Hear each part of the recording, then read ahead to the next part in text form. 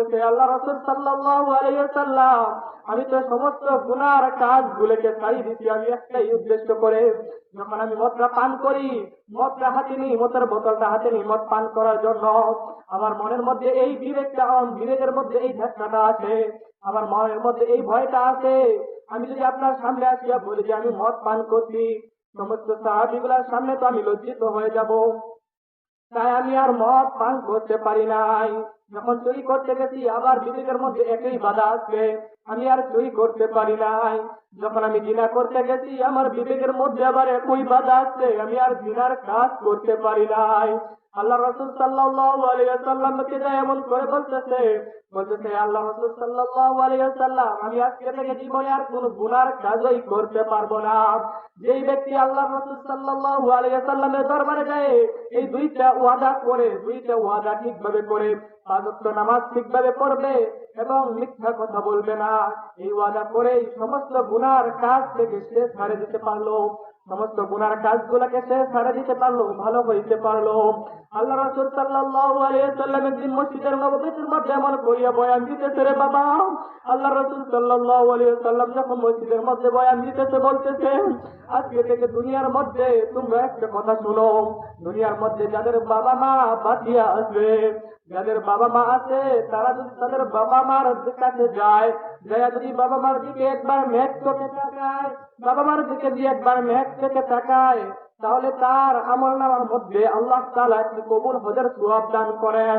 যখন এমন করিয়া বলতেছে, কিছু কিছু সাহাবীগুলা ওই মজলিস থেকে উঠে গেছে, ওই মজলিস থেকে উঠিয়া তখন বীর করিয়া বাড়ির মধ্যে যাইতেছে, আর কিছু কিছু সাহাবীগুলা মসজিদের মধ্যে বসিয়া বসিয়া চোখের পানি পালায় আর কান্না করে।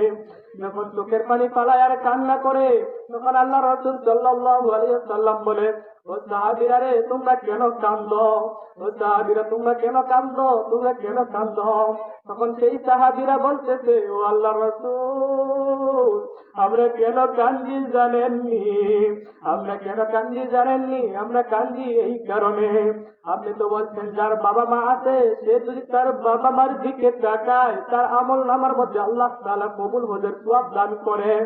আমাদের তো বাবা নাই, আমাদের তো মা নাই, আমরা কার দিকে তাকাবো আর কবুল হজের সওয়াব আমাদের আমলনামার মধ্যে আল্লাহ দান করবে?